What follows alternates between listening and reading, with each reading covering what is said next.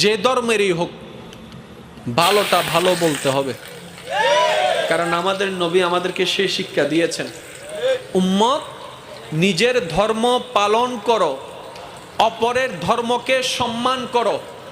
তুমি তার প্রভুকে গালি দিতে যেও না, না হয় সে উল্টা তোমার হক প্রভুকে গালি দিয়ে বসবে। সুতরাং নিজেরটা পালন করো, অপরেরটাকে সম্মান করো, এটার নাম ইসলাম। আর পৃথিবীর মধ্যে সবচেয়ে সুখী মানুষ, একটু জোরে, পৃথিবীতে সবচেয়ে সুখী মানুষ পাগল। সেজন্য পাগল হয়ে থাকতেই পছন্দ করি। আর যদি হয় সে পাগলামিটা মওলার প্রেমে,